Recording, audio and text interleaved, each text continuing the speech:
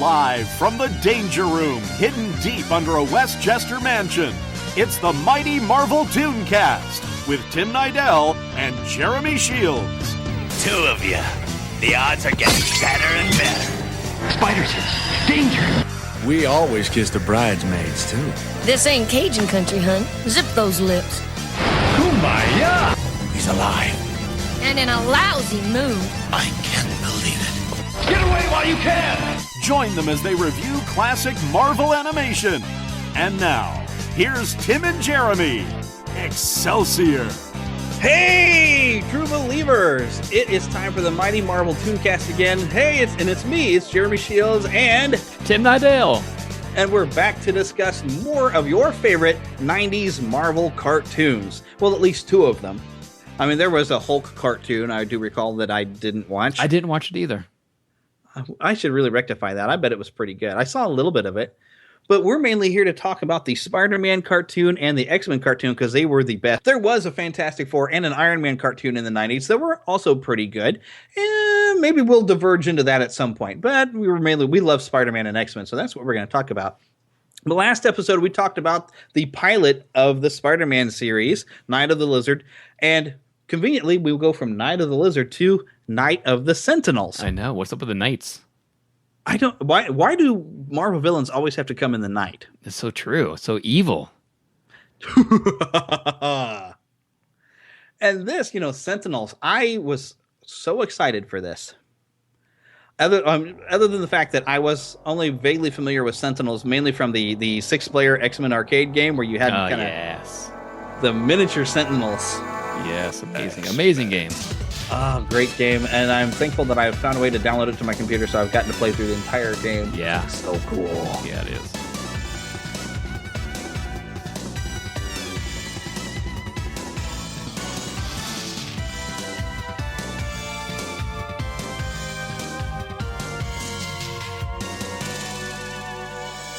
So that was actually my first real introduction to X-Men was that arcade game, which was based, of course, we talked about this on our Zero episode there was going to have been a series where they did Pride of the X-Men, but the pilot episode never got any further than that. But they designed this arcade game to look like that animated series. But that's where I didn't get to read a whole lot of comics when I was younger because I couldn't afford them. I had to borrow. So I wasn't that familiar with X-Men because I was, Spider-Man. So when I saw this arcade game, and it was so cool. I had some friends that had some of those X-Men trading cards. Did you ever collect those? Oh yeah, I had a whole book of them. I wish I had a collection of the X-Men cards, and I lost them. Oh no, the whole thing of it, and I lost even most of my Marvel cards. But I've managed to regain quite a collection of the Marvel cards because Philip just gave me all of his old ones because he was trying to clean all of his stuff. So I've got a lot of Marvel cards, which I was doing Marvel Mondays with Neverland Podcast on that Facebook page, and you would see I would post a Marvel card. And I do have a few X-Men cards back, but I used to have a lot of those old X-Men cards. And so I learned a lot about the characters through those cards, looking at those and buying those. But, and then I started to read some of the X-Men comics. But I hadn't gotten to see anything with Sentinels. So finding an episode that was all about Sentinels, I was excited. Yeah, I don't think I got involved with X-Men until after the animated series. I think I even played the arcade game after the series came out. Really? Wow. So I was hooked because of this episode. Oh, and I remember I anticipated this episode when I was first hearing about this. There was rumors that James Cameron wanted to make an X-Men film. There was also rumors, I have a copy of one of his drafts of a Spider-Man script. James Cameron, I guess, was a Marvel fan, and he wanted to do all this stuff. And there was talk that he wasn't going to get to do the movie, but he was going to help produce an animated series. And I still don't know exactly what his involvement with this series ended up being. But there was a lot of talk that he was going to be involved in it. So I knew this X-Men series was coming. And I remember it debuted on Halloween. And I believe it was 1992 or 1993. I think it was 92. Yeah, I think it was 1992. And I remember my buddy Philip was over at the house. We were still young teenagers. And we were going to do some stuff that evening for Halloween and everything. But we were just glued to the TV waiting for the premiere of X-Men. We had been waiting so long.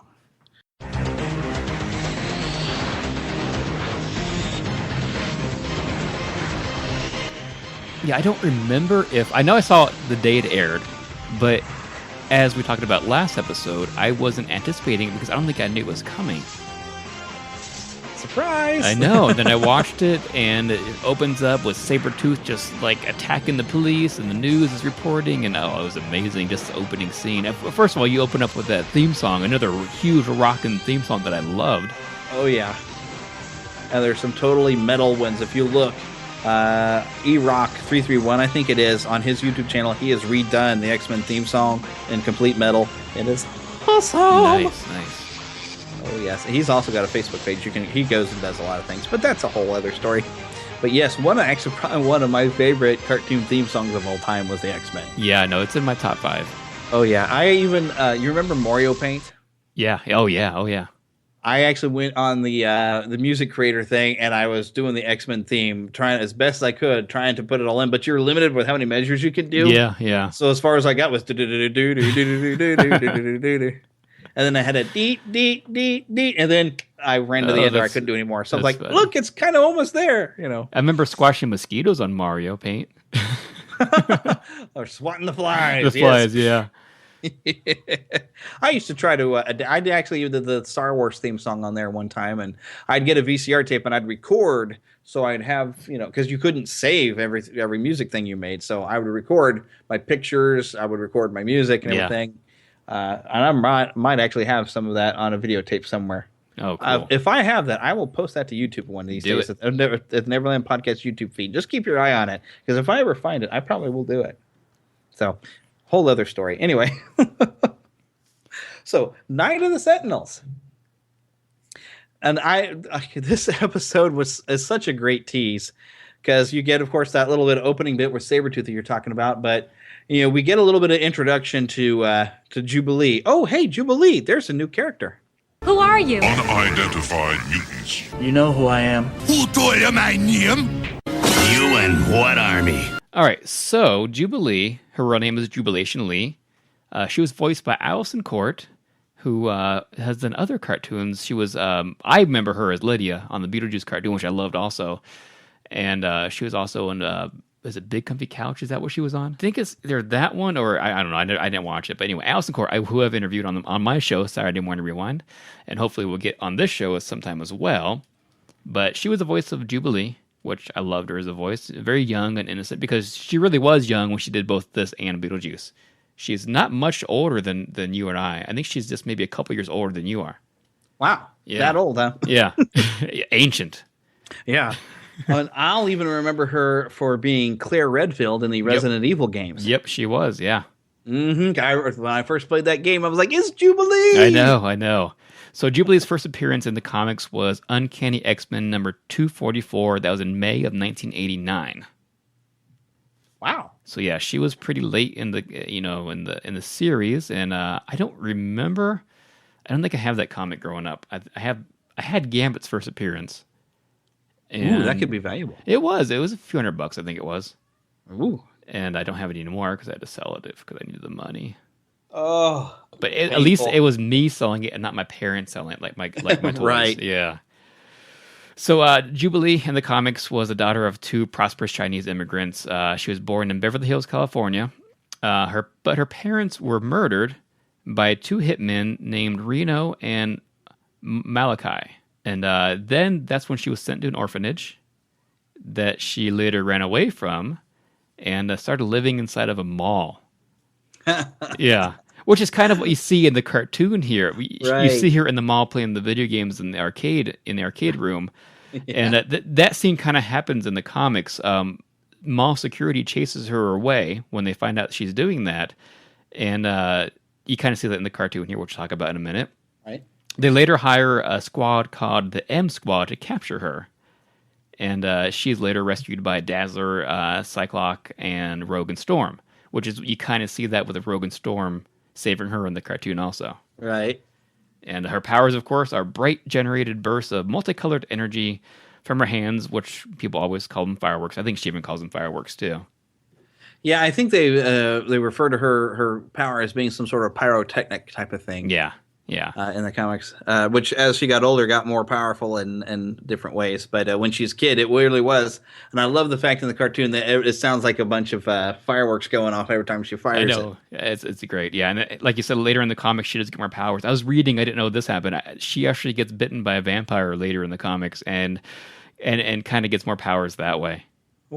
Yeah, I did not know about that. Did you know she was trying to adopt a child here in some recent comics? That's just crazy. Yeah, some mutant child. Like, I don't know the whole details of it because I've kind of gone away from reading X-Men because it just got silly after a while. It just wasn't. I don't know. It wasn't appealing to me. But yeah, she was trying to adopt a child for some reason that to try to help with this kid. But she was still fairly young herself at the time, and so she got denied. So, but yeah, interesting, weird detail. Yeah, exactly. So yeah, that's what I got on Jubilee. Awesome. And I always wondered though, who names their daughter Jubilation? But I guess Jubilation. You're really happy when you name your child Jubilation. I guess. But it just adds perfectly. That's Jubilation Lee, so she becomes Jubilee, yep. and she shoots fireworks. It's a Jubilee. It just makes perfect sense. Yep, sure does. And of course, typically in the comics, they always like to have like a young teenage mutant, and somebody will kind of be that they'll really bond with, and they'll become almost a father figure or other things. Like Shadowcat kind of was really bonded with Colossus, but that wasn't a father thing. That was a crush, which became other things later. But she always is kind of bonded with Wolverine in the comics. Wolverine was almost a father figure to her, which is kind of a weird choice in father figures. I know. Wolverine is full of a lot of all kind of old wisdom. He is fairly wise, actually, in the comics compared to what they've presented him as. If I wanted protection, I would definitely choose him anyways. So it's not a bad choice, I guess. Yeah, because if he's on your side, you're going to win the fight. No, I wouldn't want anybody else. Yeah, it's like I win. Okay, who else? Who are you going to bring against him? Superman. Okay, could be a contention. I mean, it kind of shows you near the end of this episode that he is willing to do anything he can for his friends. So I would want that as a father figure. Yeah, he is very, very, very loyal to a fault almost sometimes. But if he doesn't really like you, he'll still be loyal. I mean, because Cyclops is still his friend. You can tell there's a tension between them, but he still will stick up for Cyclops in the right pinches. He's still that is a comrade. So.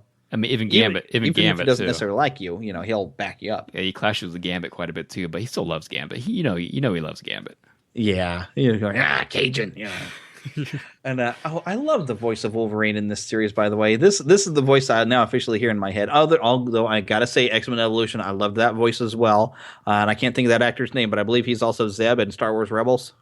Yeah, I don't know. believe that's the same guy. I don't know who that is. Okay, well, we'll look into that later. But Wolverine's voice was just perfect because it had that crustiness to it, Yeah. This is exactly like when I saw Hugh Jackman, in the first movie. I was like, yeah, he did a great job, but he's not. I think it's Cathal Dodd. I think it's how you pronounce his name. Dodd. Cathal Dodd? Oh, is that the actor's name in for the voice? In the animated series, yeah. Ah, okay. Well, you found it. But he did such a great job. Just grisly. But yeah, he could also, tone it down when he wasn't like throwing a fit. So he had, hey, Wolverine, too. Just. Yep. I would almost think you would have to hurt your voice trying to do that much. Oh, yeah. No, I would hate to record for hours upon hours in that voice. Mm-hmm.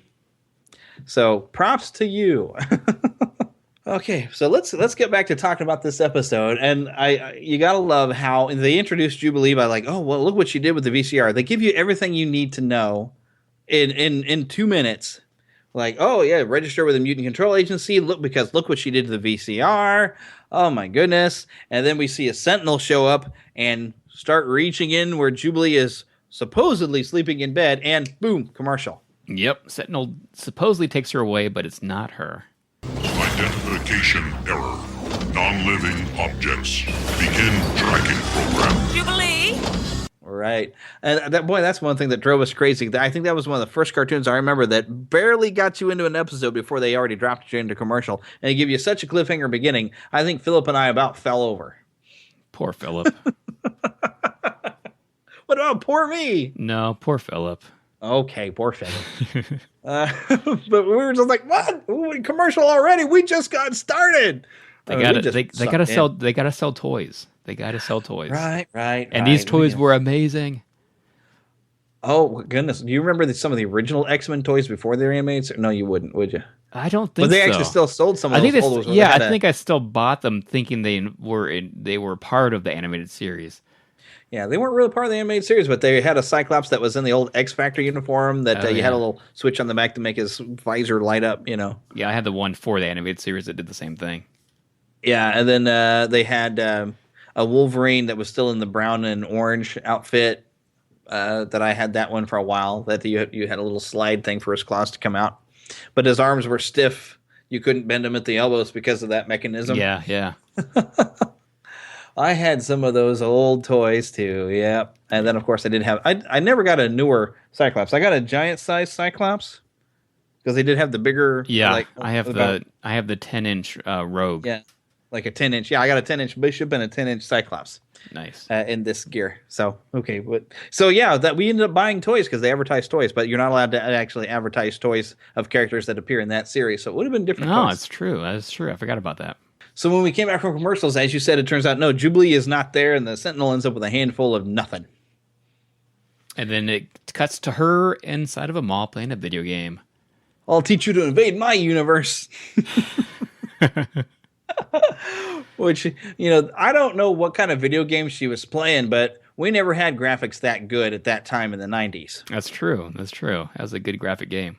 Yeah, I mean, that was some severe stuff because we had a lot of everything with side-scrolling, And that's probably why the owner gets so mad when she breaks it. Yeah, you know how much that game costs? Yeah, best line of the whole series right here. Hey, you! Do you know how much that game costs? Yeah, a quarter. Yep. Yeah, a quarter. And she lowers the shades down. Yep, so cool. And runs or walks away, but then ends up running because they start chasing her. Yeah. Well, see, that's the thing is I guess don't they show that the Sentinel kind of tracks her footprints? Yeah, there's something that he senses or sees tracking her. Yeah, so he ends up, well, we call it a he, but it's an it. It's a machine. Exactly. But it shows up at the mall. Now, of course, Jubilee is in serious trouble, but luckily she's got some friends that she hasn't met yet in the mall. Exactly. She's not alone. You then see Gambit buying a deck of cards, doing his I think Gambit's best mutant ability is flirting with girls. Well, I wish I'd have had that ability when I was single. No kidding. You must like to play cards. I like solitaire, okay? Unless I got someone to play with.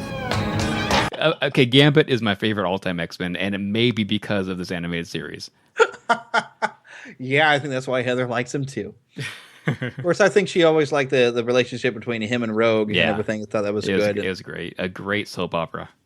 Yeah, and I think the animated series got me more interested in their relationship too, to where I remember I have an X-Men comic that has where like Gambit and Rogue kind of go out on a date and get as close to each other as they possibly can without actually touching, and you're just like, oh no, come on, just risk it, dude. I know. I mean, he does risk it at some point later on in the series. You'll see that later, right? But it's not. I mean, it's not her that tells him to risk it. We'll talk about that in episodes to come. Later episode, because it's coming. So yeah, the mall. Okay, now this is something that's fun. Okay, so Rogue and Storm show up, and Storm, I love the way they presented her character with these huge goddess-like speeches. I know. Storm, mistress of the elements, commands you to release that child. Lighten up on the speeches, sugar. And that's why Rogue is my second favorite X-Men, because I love Lenore Zan and I love Chris Potter just together. It's amazing.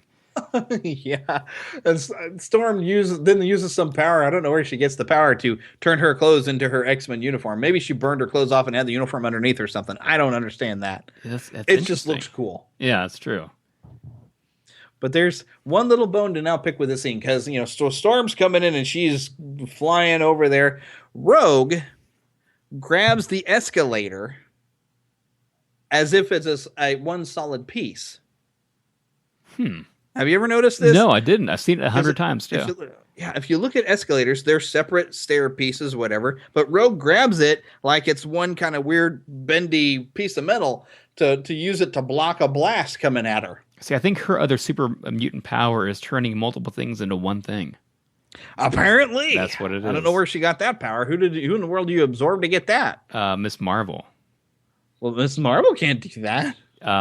She could after she absorbed the power of mutated man that is able to turn multiple things into one thing. Yeah. Yep. We just invented a character. Mutated man. Mutated man.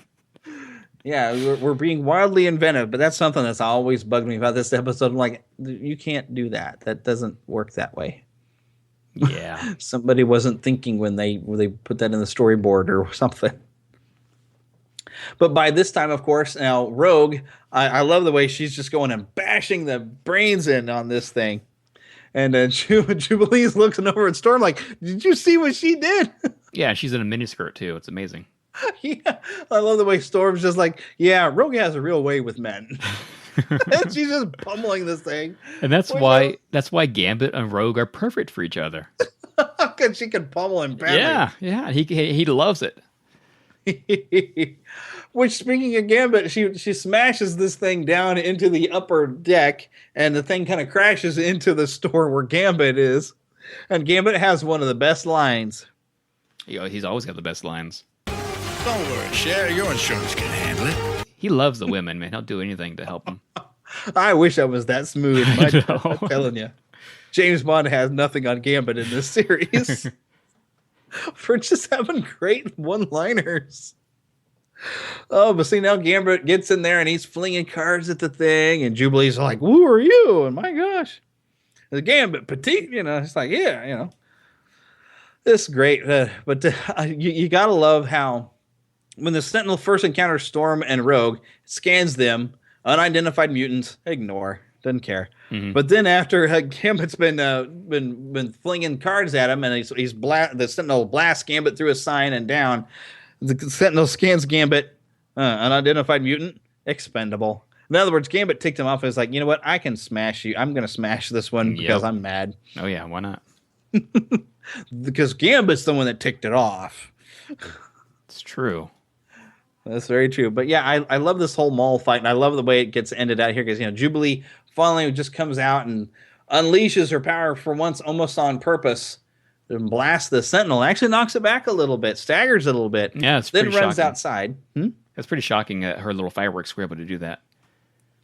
Yeah, I mean, she's got more power, but she's young yet. Her power's still developing, but she's got more power than she realizes at this point.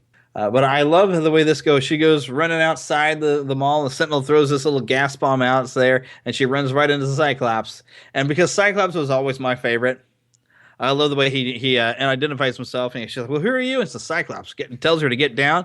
And then the Sentinel fires a blast, knocks over a pole, and it's like, oh, look, an energy blast, huh? Well, here's one from a pro. One shot knocks the head clean off that thing. I know, it's amazing. I love it because, yes, you see everybody else kind of struggling, trying to fight with a Sentinel. Then Cyclops shows up and is like, oh, look, a robot. Bam. And that's something we never saw in the movies because it always looked like, a helpless kind of a mutant. To me, at least, in the movies, like, oh, Cyclops, I don't want him to help me. I want somebody else, somebody tougher. But here, he finishes the job. Yeah, that's one of the issues I actually had with the original. I think they did a little bit better with him here recently in the X-Men Apocalypse, but I did not like the portrayal of Cyclops, especially in that first movie. Yeah, they just didn't get it right. Well, if you go back and listen to my recent interview with Chris Potter, the voice of Gambit in my Saturday Morning Rewind cartoon episode podcast. He talks about how he was asked to audition for the role of Cyclops for the movies. And of course he didn't get it, but that would have been really cool. Although it would be cool to have him as Gambit because he actually looks like Gambit. It would be really cool to see him in the movie. Although I did kind of like the guy that had played Gambit in Origins. I just wish he'd have had a Cajun accent. Yeah, a bigger part too. A better movie and a bigger part. Yeah, but he did kind of have a cool look. I liked the hat, and I liked the way his eyes kind of turned when he was charging a card. So yep, and he's got a Disney connection. He was John Carter. Right. Yes, which is actually a better movie than the box office that gave it credit for. It's true. It's not a bad movie, I don't think. Where did we leave off? So yeah, Jubilee has been knocked out, and she's going to come too in the X Mansion. And this gives you a great introduction to some of the other characters. Yeah, I love how it goes. She sneaks out of her room using her little fireworks. And she goes she goes room to room as she kind of observes other mutants and their abilities. So you can see Morph for the first time, watching TV, making fun of the president, which is hilarious. And as senator, he makes fun of Senator Kelly. You don't get to see the president until later. Oh, okay, I thought it was they had a woman president in this series. Yeah. Okay, that's right. I thought it was this part. Nope. You see Senator Kelly, which during this scene you do get a bit more established of the world that the X-Men are living in, because you have Senator Kelly talking mutant registration and all this stuff, and my fellow Americans, I am an idiot. Is Morph's reaction when he impersonates him. And then the next room she sees is Beast. He's upside down. What's he doing? Reading a book or something? I forget. No, he's messing with chemicals, and I love this, what he says. It would be quite disconcerting if this were to detonate. Disconcerting, yet provocative. Gotta love Beast. Beast is a great character. He's such a great character. But yes, he's mixing chemicals while he's upside down hanging from the ceiling. But I do remember when Morph first showed up, Philip and I were like, who's Morph? Yeah, no, I was, like I said, I was new to the comics, so I didn't think anything different, but I loved Morph in the series. Yep, so Morph was actually a character created for the series, which you don't see him in the opening, so we kind of wondered if he was going to be like a red shirt in Star Trek. Yeah. But lo and behold, the character caught on so much, he was like Harley Quinn. Mm-hmm. He was so cool that I've heard that they have had him in a few comics now. They did eventually make a toy of him, and they brought him back in season 2. Sure did. And I made him a linchpin. Yeah, it's a great turn of character right there. Oh, yeah. So we'll talk about that when we get to the next season. But Oh, yes. Morph turned out to be a much cooler character than I think anybody anticipated. Yeah. But he was very basic. I mean, he is just wearing a basic standard sitting around the X-Mansion kind of uniform. Yep. He doesn't have any sort of unique style to his uniform like everybody else does. But, so Jubilee, while she's wandering, it's really fun where she wanders in next. She actually, did we forget to mention that we record these podcasts from the Danger Room? I think we did forget that. Yes, well, we are in the Danger Room, which is a dangerous place to be alone, as we like to say. But she went to the door and just like, because, she's had alarms going off. And, Beast and Morph are kind of chasing after her and everything. And she's just hitting buttons and finally manages to work her way into the Danger Room and sees Wolverine and Gambit having kind of a practice game. And I love this. Wolverine kind of beats Gambit and he's like, it's just a onko. And Jubilee just bam and blasts Wolverine clean off. Maybe that's what made Wolverine like her so much, But I love that when Beast and Morph come in and they're just laughing at Wolverine, and Gambit's like, you just hurt Wolverine's pride. That's all, or petite. Well, then we get the one of the things that they changed with the X-Men in the comics is, at this point, of course, Storm takes Jubilee to kind of explain the school. But as the comics were, and as the animated series represented it, this is not a full school of students or anything. This is just these few mutants that are in there that are learning how to perfect their powers. And to use them for Xavier's dream of human mutant peace. And I do kind of like, though, the angle they've taken in the films that that the comics kind of took on, where they became more of a school and they're actually giving a basic education even to mutants to give them a place to be accepted and not have to worry about it, and also to learn to control their powers and become an X-Men if they so choose, or they could leave the school and just have a normal life afterwards. That is a very interesting twist, but it is kind of interesting that Storm at this point has taken Jubilee up to the roof and explains them, and Jubilee gets smart with her and says, aren't you a little old for school? Aren't you guys a little old for school, or did you all get held back? We X-Men learned something very special here, Jubilee. How to control our mutant powers for the benefit of mankind. Don't sass Storm. She controls the weather. Yeah, I wouldn't do that. Let's not tick this woman off. So I always kind of liked that scene. And then, she just kind of calmed down and it's okay, kid, and whatever. Great scene. Xavier and Cyclops have been examining the Sentinel and managed to retrieve from its databanks some stuff about the mutant control registration. Mm-hmm. And because they find the original files for Jubilee of her registration with this place that her foster parents had done. But this is where it differs from nowadays. In the cartoon, one of them says, "Oh, was it the government doing this?" And then I believe it's Professor X say, "Oh no, it's not the government. It's so and so." Nowadays, of course, it's a private organization. Yeah, nowadays you would jump to the conclusion, "No, it's the government." Yeah, well, that's the way it was in the '80s. The government was always your villains in a lot of different things. They were always the ones hunting down ET and stuff like that. There was mistrust of the government in the '80s. There's mistrust in the government now, so we get that as a common theme. But yeah, this was a private agency. We get a look at Dr. Henry Gyrick. Or Henry Gyrick. I don't think he was supposed to be a doctor of sorts. But see, also in this, you're going to get Gyrick, but Bolivar Trask. Bolivar Trask was played by Peter Dinklage in the Days of Future Past. But we do see Trask in these 2 episodes. I don't know that you actually get to see him in the very first episode, though. I know he's in the second one where they're actually building the Sentinels. You do see Bolivar Trask in there because Bolivar Trask is the one who developed the Sentinel program, and Henry Gyrick is, of course, the one who's been kind of behind the whole mutant control agency that's kind of funding this whole thing. But this is where the X-Men now decide, we got to go and destroy all these files because every mutant who registered with that thinking, well, I'm just trying to, get along with everybody, they're in real danger that somebody might send a Sentinel to go and collect them or something. So it's like their first real major mission that you get to see, at least in the animated series. But and of course, I like that Cyclops has his doubts. Professor Xavier, we've been together for a long time, and I strongly believe, as you do, in the peaceful coexistence between humans and mutants. But when you formed the X-Men, was it not to teach us to use our powers to benefit mankind? So ordinary people would learn not to fear us? Professor, aren't we? I know what you're going to say, Cyclops, but I'm afraid we have no choice. What's the matter? Teacher's pet got cold feet? Anytime, pretty boy. But and at some point, the Wolverine had kind of wandered off on his own while they're getting prepared for this mission to go and kind of track the girl because Jubilee disappears.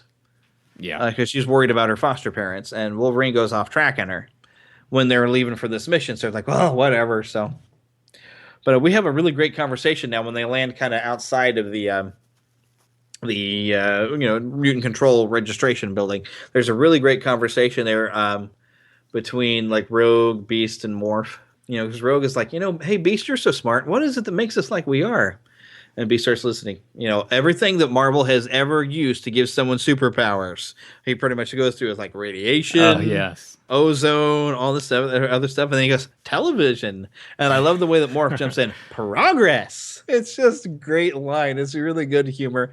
And it's even funny where, golly, what is it? I think Morph kind of bends a tree and comes back and whacks Wolverine with it or something, just goofing around. Yep. Because Wolverine does show back up, and it's like, wow, you guys make a lot of noise for doing a secret mission. Yeah. Oh, I love how he's a rebel. I love it. Yeah. He just shows up, and it's like, well, did you manage to follow the girl anywhere? Says, yeah, Trail got cold, got bit by a dog, too. You wonder, though, what he did to the dog. Yeah, seriously. It wasn't good. Did he neuter it? Did he make sausages out of it? Or did he just kick it off? No telling what level his temper's going to go to. We'll find out in episode... No, I don't know. I'm just kidding. Yeah. But, of course, now they split into 2 different teams because Morph is going in. Gambit kind of wanted to be able to sneak into the place because he used to be a thief. But he's staying outside with Cyclops and Rogue, while Wolverine, Storm, and Beast and Morph are going inside the building to go in and destroy the actual files. There's a really fun little scene. Hey, can you guys boost me over the fence, Beast?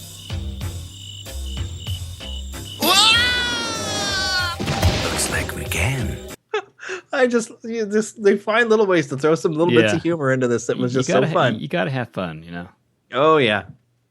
But yeah, in the meantime, Storm has put up a fog. They go sneaking in. She brings up a Misty when they get inside the building. There's a little bit of fun where they've taken down a guard, and Wolverine still cuts open a door. Beast shows Wolverine, hey, the guard's keys. So I'll buy him a new door. But Storm goes through, brings up a mist up so they can see a bunch of tripwires. I mean, just all kinds of things. You get to showcase some of their powers. Because Morph, of course, is the one who took out the guard by disguising himself as the guard to freak the guy out and then shoot him with a gas gun. We see Wolverine cut through a door. We see Beast climb along the ceiling to avoid the wires as Storm has brought up a mist to reveal the, well, not really wires, but like the lasers. You're getting a good demonstration of everybody's powers again. Yes. Sorry. You concur. I do concur. You do. You get, and you can see their humor too, and I loved it.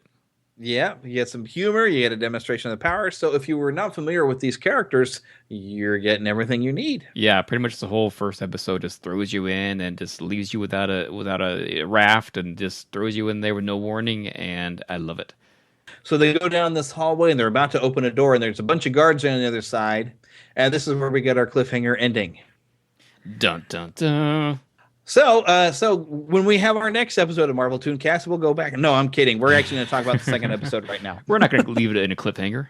I think part of my edit is I tried to also cut out that it repeats some lines and just shows them a different angle with a couple of extra lines in the second episode where Cyclops and Rogue are outside. Yep, it kind of gives you more of the behind the scenes, or not more. It shows you what you've already seen, but it shows you.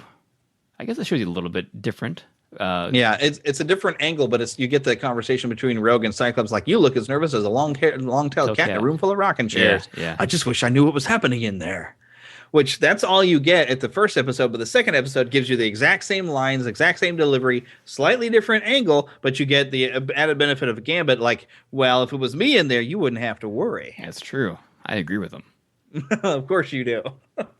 Especially if you'd think you'd be fine with Wolverine in there, but no, you need Gambit. I need Gambit, especially if there's like a female guard. Oh, you need him in there. You need Gambit in there. Hey, Shan, what you got? I got your files right here in these cards. Yep. Lots of pictures. These aren't mutants, though. Boom! Oh, I'm sorry. I did. Maybe later share, but I had to blow up your guard tower. That kind of thing.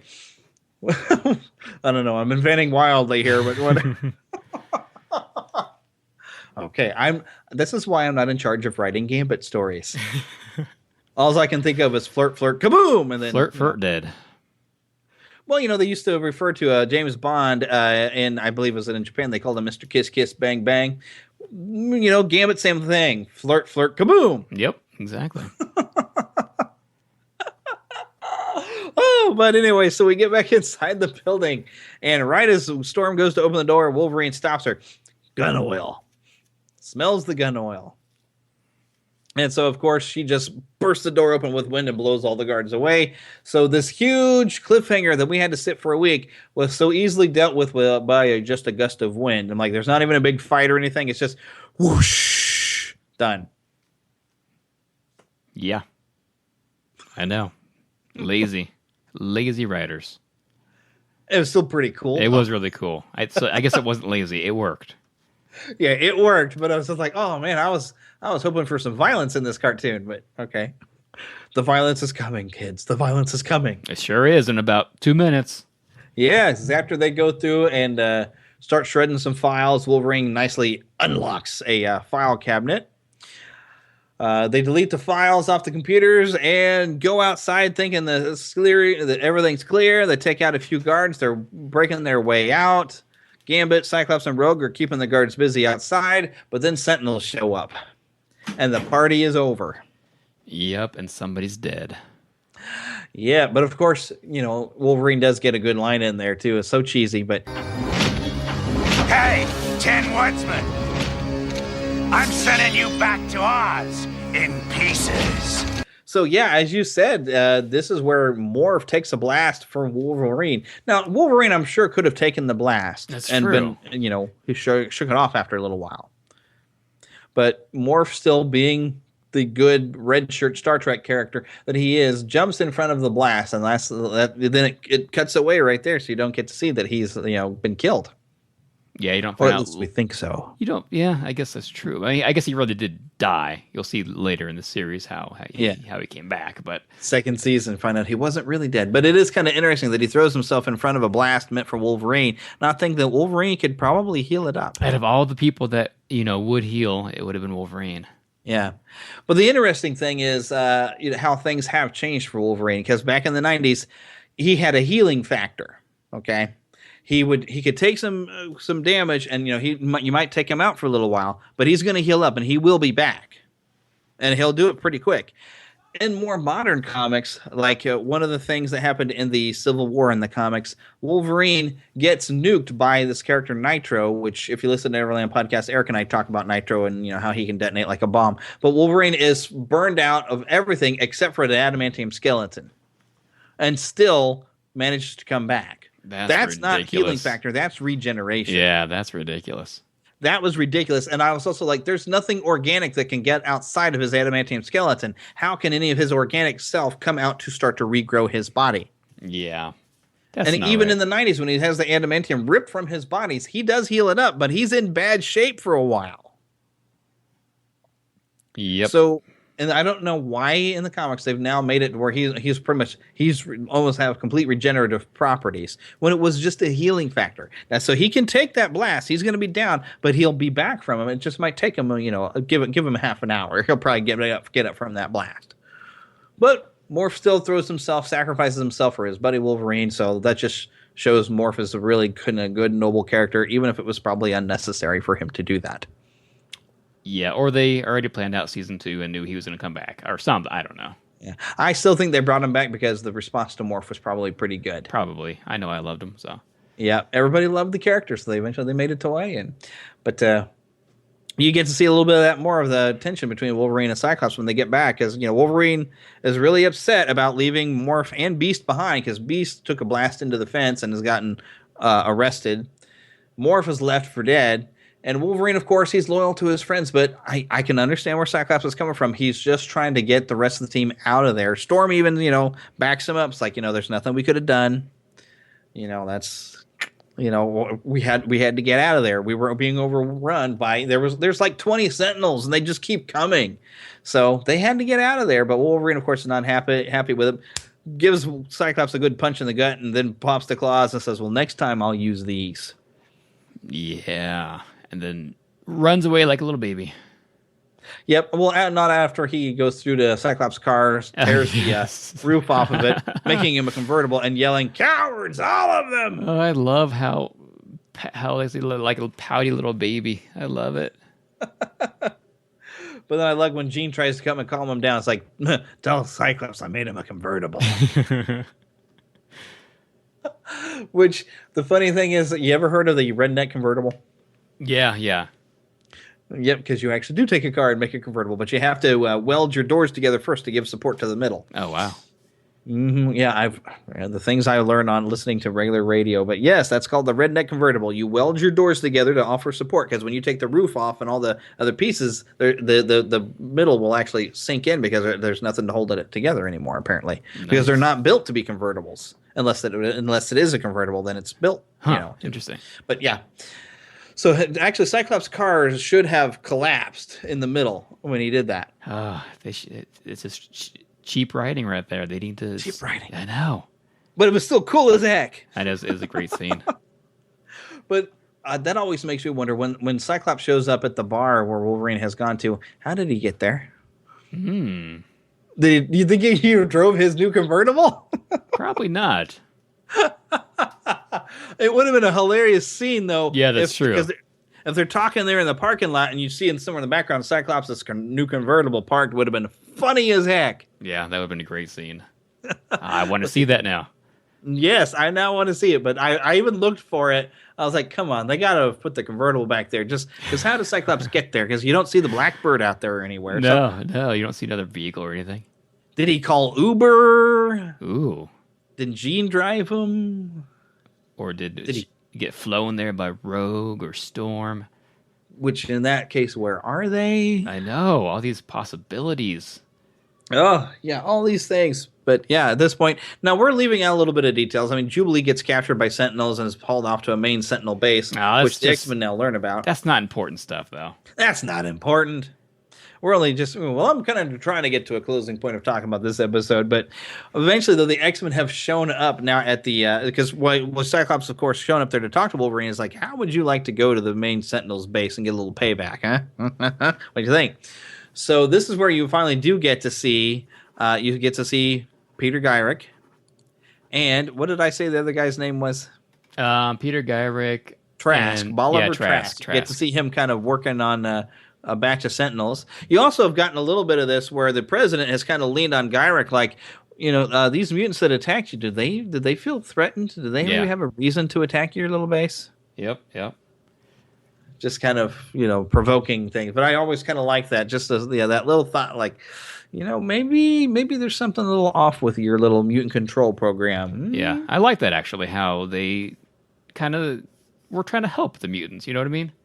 Yeah. Because there's probably people who pass registration and think, oh, we're trying to help these unfortunate people.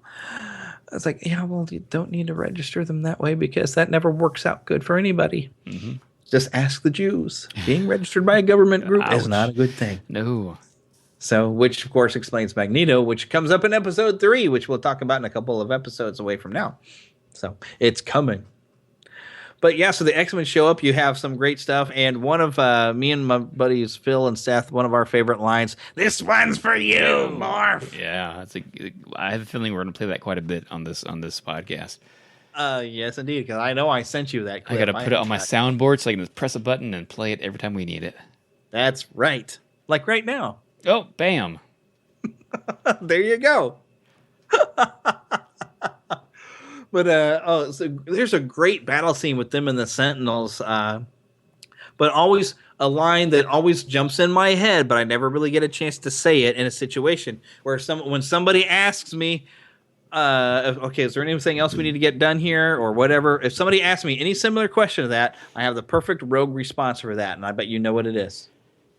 I don't, actually. What was it? Ain't that enough? Ain't that enough? I don't know why, but I love that. Yeah, I don't know why either. You're a weird guy. I'm a weird guy, but I always just love that where Cyclops is like, "Is that all of them?" And she's like, "Ain't that enough?" I'm like, come on. Because there's days I feel like that when someone is trying to make sure at work that we've got everything done. I'm like, well, ain't that enough? Why are you looking for more? I know, Can't seriously. We just end this? Yeah. See, Rogue is wise beyond her years. She knows when enough is enough. And she's hot. I didn't just say that. What? Oh my goodness. Hey, I'm not the only one that thinks that. I know that. There's more out there that think that. So I'm just saying what people are thinking right now. Well, that is one thing about this cartoon, though, is all the girls' hair is really big. Yeah, it's very 80s, early 90s stuff. Yes, it's very, very funny. Of course, I was always more fond of redheads, so I was more of a Jean Grey fan. Yeah, but, redheads are great. Gotta love me some redheads. Mm-hmm. And my wife always tells me, you'd like me better if I had red hair and a British accent. Hey, my wife says the same thing, but it's not about the British accent. Well, that one is just because we're telling stories on this show now a little bit. I used to sell Sprint over the phone with inbound calls when I was much younger, and there was some woman who just had the greatest voice with a British accent that I was like melting like butter when she was talking to me. Sort of like Lenore, who was the voice of Rogue. When you just hear her talk, even without that accent, she's got a good quality voice. Yeah, she does. Yes, she does. It's like, wow, your voice is just butter. So, good stuff. Mm-hmm. All right. Well, now that this episode has gotten weird. Let's make it unweird. How does it end? How does it end? Well, Jubilee gets to say goodbye to her foster parents. Say, hey, this professor and all these people, I think there's a place for someone like me. So thanks for being good foster parents for the past year. I'm out of here later. See ya. I like how I like how she also says, I'll come by and visit, when she never does. Right. Well, maybe we just didn't ever see when she visited because, it would be a very boring episode if nothing happened. It was just, we're going to go visit her foster parents. Meanwhile, at the foster house. Oh, yeah. I met this guy named Magneto, and he nearly nuked the world. And Storm had to... Oh, wait a minute. We're spoiling the next episode. Yeah. Yeah, I don't think her foster parents were allowed her to go to that school anymore. They'd have been like, what? Where did that come? I cannot believe I just actually did the whole what thing. Wow. Okay. Well, with that, I think we've said about as much about this episode as we need to, right? Yeah, I think it's an amazing episode. Of course, our podcast is amazing, but Night in the Sentinels was amazing too. Mm-hmm. Fantastic two-parter, and I remember that they put both of these parts out. I believe Pizza Hut had video cassettes of this two-part episode. Yeah, I remember that. I unfortunately didn't get it that way, but I was like, I recorded it off TV, so that's okay. The only thing like that I ever got from Pizza Hut, I remember, was the cassette tape out of our shelves from Teenage Mutant Ninja Turtles, the live tour. Yeah, I never got that. I wish I did, though. I did get that tape. I have seen that CD available in stores. In fact, I do have a digital copy of that, and I still like it. It's terrible, but I love it. Wow. Okay, tangent. Alrighty, so we want to remind you all, though, to visit the page, our website, marvel.neverlandpodcast.com. We do have a Twitter feed at Marvel Tooncast. Also, make sure you come and like our page on Facebook, which is facebook.com/Marvel Tooncast. I will make sure there are links on the website for all this. You can also find links there to go and find Saturday Morning Rewind, where you can have some more fun with Tim and Gary talking about old cartoons that you loved when you were younger. And interviewing voice actors. Righto. And of course, you'll find a link for the Neverland podcast, which is, I guess, almost a network show because I'm still using sort of the same website. Mm-hmm. But the Neverland podcast is, of course, where I talk about cartoons when you're young, toys when you're young, and then also end up doing a healthy dose of Disney, Marvel, Star Wars, Pixar, and all that kind of fun stuff that makes us feel like we're a kid again. That's Little right. pixie dust for your week. Amen. Yes, which we need. So, all right, but until we see you next time, say it with me. Excelsior! Yeah, we almost said it at the same time. We sure did. It was close. If you enjoyed our commentary of Pride of the X-Men and also this first Spider-Man episode, Night of the Lizard, please visit the Patreon website for the Neverland podcast and make a donation. We're going to start doing the commentary episodes only for people who are Patreon supporters of the Neverland podcast and the Mighty Marvel Tooncast, and really it's all the same fund. It's all coming out of my pocket. So go to the Neverland podcast website and find my Patreon link there, or just go to patreon.com/Neverland podcast and sign up to make a donation. It really does help us out and keep us to where we can continue producing this show for you, and you will get that exclusive commentary for all the episodes that we are going to talk about here on the podcast.